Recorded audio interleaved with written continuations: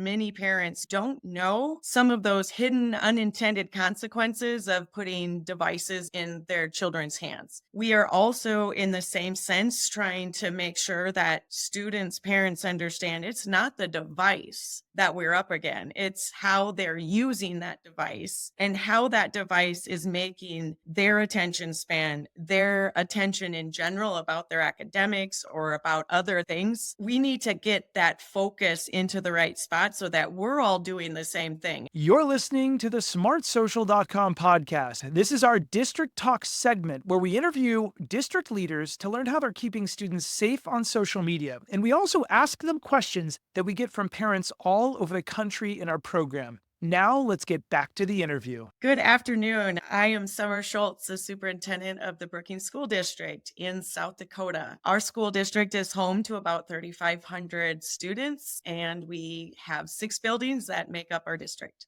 Superintendent, it's so great to have you here today as we talk about how to keep kids safe on social media so they can be successful while they're in a K-12 environment like yours and anyone else nationwide. And then our dream is that they all shine online, to use these tools in a way to understand how to navigate them so they're digital savvy, but they're also resilient kids that are smart on the streets and really smart digitally to be safe, which we're so excited about. So thanks for your time today. We've got a series of questions, and for all of our viewers here today, whether you're a parent, a teacher, a principal, or a superintendent, we are here to help you at Smart Social navigating these digital safety waters. A couple million people a year visit our website, and we'd love to help you as well. So stay to the end, and we'll have some resources for you. Superintendent, my first question that parents are asking us all over the country and district leaders is really around parent education. So the question for you is, as school districts all over the country implement cell phone-free policies, parents are telling us that they're left a little bit in the dark sometimes, begging for strategies they can use to work with their kiddos at home. What are your suggestions for districts and communities nationwide to increase parent ed and parent engagement around cell phone use?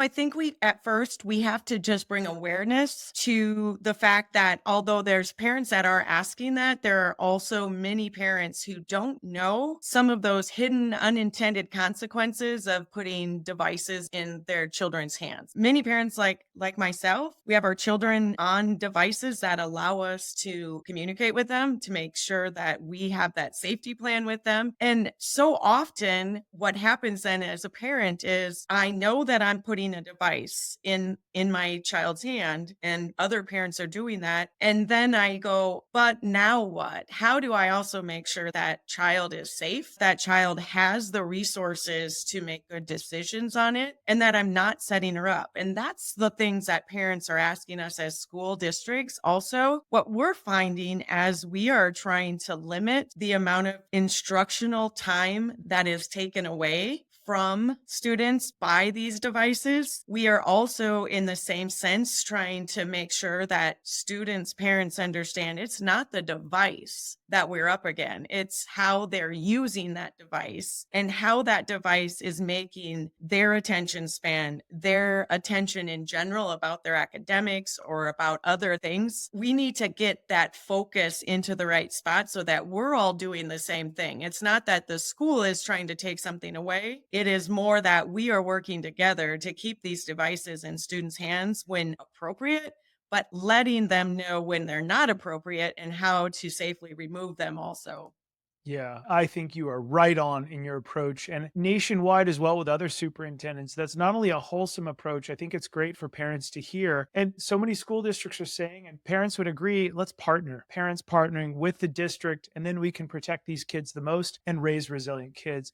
I do want to pause for just a quick sec. For all of our viewers and listeners, this is one of the hottest topics for everybody. Everybody knows that we host big parent evening events, and we'll get to that in a sec, Superintendent. One of the biggest questions we get that parents don't know to ask, but we've uncovered this, Superintendent, and this is a little PSA for all of our listeners. A lot of parents will say, I feel shameful because I'm about to give my kids in elementary school a device. And for those of you listening on iTunes or anywhere else, I'm holding up my iPhone. You can give them an Android or an iPhone. And a lot of parents don't realize it's perfectly fine to give your kids a device if you live in a co-parenting environment or want to keep your kids safe, but you do not need to give them social media the day that you give them a device. And what we will remind parents about is if you want to give them a device in elementary or middle school for safety, safety for Find My Friends and location sharing and texting or whatever, please consider talking with your kids the day before you give it to them, setting up a social media agreement and saying you are not allowed to download Instagram, Snapchat, TikTok, or any other app without mom or dad knowing, or parent or guardian. And that won't happen until probably 16 years old. We're seeing so many countries, not just a random community, countries saying no social media till 16. We at Smart Social support that, agree with it. We want kids to be kids a little longer.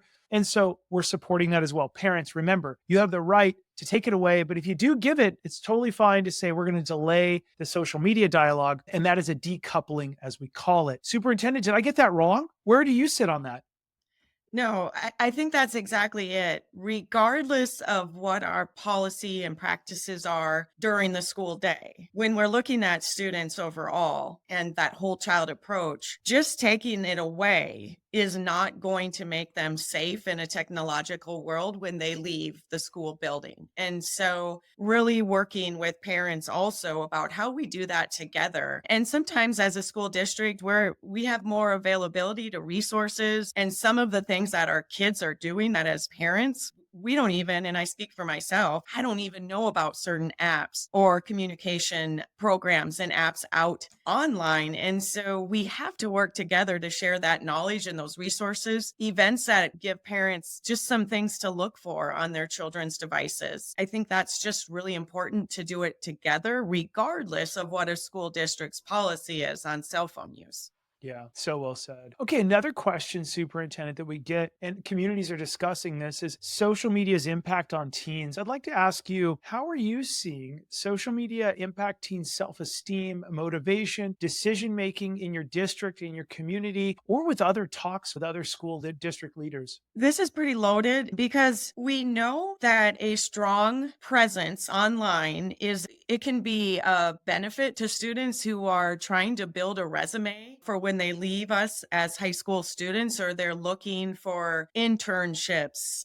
They're looking to build on for their own career exploration and expansion. So we want them to understand that the motivation behind their social media presence should be that it's like a online resume of how they are as potential workforce, how they are if it's an individual looking to receive a scholarship, whether that's in an activity, athletic, any of those types of things. The motivation should be that you are building a social media presence that you, your family, your coach, your future boss are proud of. That should be the motivation. Unfortunately, we are in a society right now that I worry so much of the focus on that social media presence is on more negativity, things that are making our children and our students compare themselves and physical abilities on things that are just not even realistic to make happen in their worlds, instead of really building it to what could be beneficial to them. We know the research says that self-esteem, we know it is hard for kids to get away from some of the things that social media and that consistent use of technology and cell phones brings into their worlds. We have to continuously navigate those waters as professionals and parents, because it is very real and it can be very raw for kids, and they are not able to get away from it. And that negativity can become so much for our students. And so if we could just shift that motivation to something more positive, that they're building their personal brand on there, it would take away from all of the criticisms they give each other and themselves when they don't feel they're meeting expectations to someone else's online portfolio.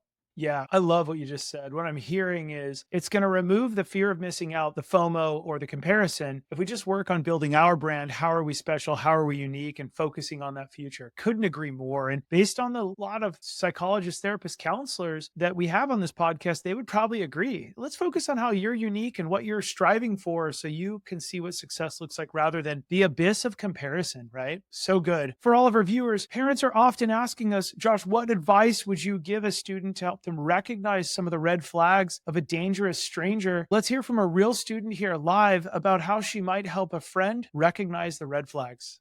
If I had a friend talking online to a stranger, I think that I would feel a little bit uncomfortable with the whole situation. I would advise against it because so many indirect issues can come from that, and it could cause something to be worse than if they had just unadded them in the first place. Some red flags that I would have to advise them to cut it off with this person or to stop engaging would be if the person starts to get very involved in their personal life and they seem to be very intrigued in what's going on with them and wanting to know all the little details about what they do and who they are, and just very personal details and things that you wouldn't normally share with a stranger in real life. If they're very persistent and constantly wanting to talk to my friend or constantly trying to be involved in their life or wanting to speak to them, I feel like that's kind of a red flag. Another thing would be if they ask them to ever meet them anywhere in person right from the start, if they feel a sense of being uncomfortable or their intuition is just saying it's wrong, or if my intuition is saying something feels wrong with this, then I think that's a major red flag. Okay, so for all of our viewers, remember that your school district is most likely a partner of ours, and that means you get weekly live parent events. It's like our own little TV show every Tuesday night. Sometimes it's on Thursdays as well, and we have a replay of it as well. And there's teens in the program. Not only are there about 5 experts, but there's teens, and it's navigated by us, and we show you the very best tips in about 45 minutes. Also, when you join, you get a premium parent newsletter that helps you guide all year long. Here's what this should look like. School districts, do not forget to send our event invites out because they're through the roof with engagement. We're having a lot of fun with it. Here's what that looks like. Many kids as young as 10 years old will be unwrapping a cell phone for Christmas, but one school district is offering parents a gift this year, a tool to help them protect their kids using their cell phones. It's really about safety. It's about safety of our learners. Right now, College Community says about 400 parents are using the platform smartsocial.com that's covered by the district's general funding. The hope is to partner with parents so they're able to keep their kids safe. There's this tool that they didn't grow up with, or they grew up with, maybe 1 or 2 apps on that tool. And now their students are living in this world. We just believe that, protecting students is not just confined to the 7-hour school day. Their safety is important to us beyond that. Smart Social's founder, Josh Oak, says he's been speaking about safety tips at schools across dozens of states, now reaching even more families by hosting live online Q&As and providing parents pointers. The goal, preventing potentially dangerous situations like chatting with strangers and cyberbullying. You won't be there for them forever. We want to make sure they're resilient and awesome using these new tools, and that they come to you when they need you, and that they make wise decisions when you're not around. College Community says parents have been giving positive feedback about the program as it continues. Okay, parents, remember that the more you attend these events, the more the incidents go down. We're seeing nationally, if you come to the events, you also get a gift card. Don't forget about that. Your school district gives you a Starbucks gift card for attending. And we have different flavors every single week. We're highlighting shining online, avoiding strangers, confident, resilient kids in a digital world, the pros and cons of video games, the biggest struggles nationwide. We're covering. We've got dozens of people doing the research to make it fun for you, and you get a gift card. All right, Superintendent, we're back to you to talk about stranger danger online and dangerous situations. What is your advice to parents in your community or to kiddos or anybody, and also students, to avoid talking to strangers? And what advice would you give to avoid dangerous situations online? This isn't new advice. It really comes down to that awareness piece and having the right people share the message. And whether that's through mentorship opportunities, whether that's through certain programming with our younger students, it has to come from people that can have that presence that kids want to take advice from. And so whether that is, again, those intermediate ages where kids are starting to get their cell phones or they're on gaming devices early, there's lots of opportunities for those chatting situations to happen with individuals. The awareness piece is hard, but there's no way to keep our children safe without them having an understanding of what could happen if they engage in this behavior with someone that they just truly don't know. So finding age appropriate ways to do that. Most of us shouldn't just be to look like a high school student or middle school student having the time of their life. That social media motivation should be to attract, to be able to use it. You take control of your social media presence to be able to share with prospective job opportunities. If you are someone who is trying to get a scholarship in a certain area, how does that media presence that you have created, how does that say to a future coach or college, this is someone who has risen above others in this certain area, but they also have a mature online presence, and really bringing that in because people are looking. If our high school students if they aren't careful, one wrong post, we always say it doesn't go away, but the reality is you can't get back that first impression. And the first impression is happening when people are looking at online profiles before you even get a chance to meet people. And so just reminding them of that. And I think our coaches, our activity directors, our counselors, they're doing a really good job in our schools of reminding kids that and keeping that conversation going. But I just don't think it can be said enough.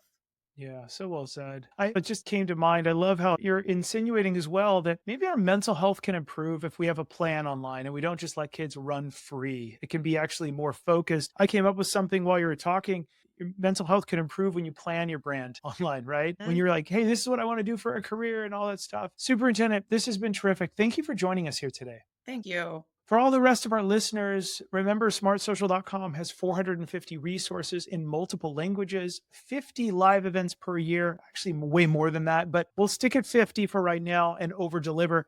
We have that weekly TV show every Tuesday night. You can join some Thursdays on the hottest topics around social media safety. Ask your school district if you can get your gift card. Come on out. We'd love to have you. It is live Q&A, and it's a vibrant evening every single time. And I want to leave everybody with this. Remember that modeling good behavior online is important. So no matter what you do, keep it light, bright, and polite because your kids are watching online. We'll see all of you soon. Have a great rest of the day. Take care.